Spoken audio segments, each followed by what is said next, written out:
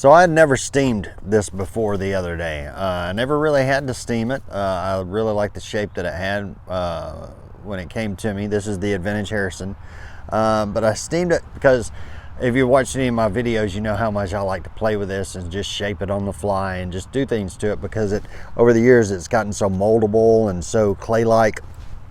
But I wanted to add a little bit of rigidity to it, a little more stiffness to it. It's such a floppy felt. I don't think that this will take much to do. You can already see it's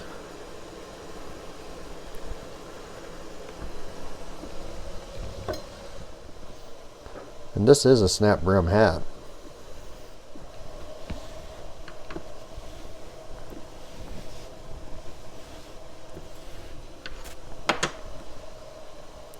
I'm gonna take my AdVintage brush. I'm gonna go counterclockwise. And here I'm just making sure that there's no unnecessary curl that ends up in the brim. Probably not necessary, but did it anyway. But look at that crown. There's no taper to that thing. Had it for years. We'll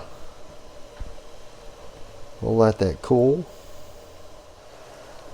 Hopefully the brim won't curl, because this is very thin. But it has held up well. It's held up in snow and rain, so we'll see what happens. Alright, so after letting it cool down for a little bit, this is just putting a dry crease in it. And if you can, a dry crease is the way to go. You don't have to steam a hat to put a crease in there. As a matter of fact, if you can just dry crease it, that's the way to go.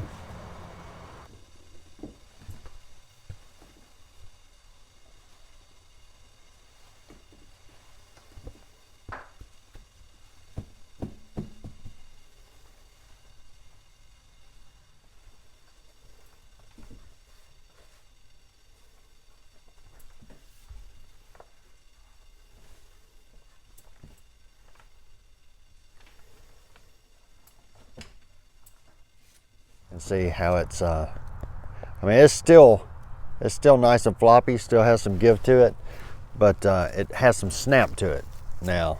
See that? And then it boop, it'll actually pop back out. But the AdVintage Harrison is a really cool hat. The brim's a little more stiff since I steamed it too. So it does add a little bit more stiffness to it. If you haven't done it before, it'll set a shape.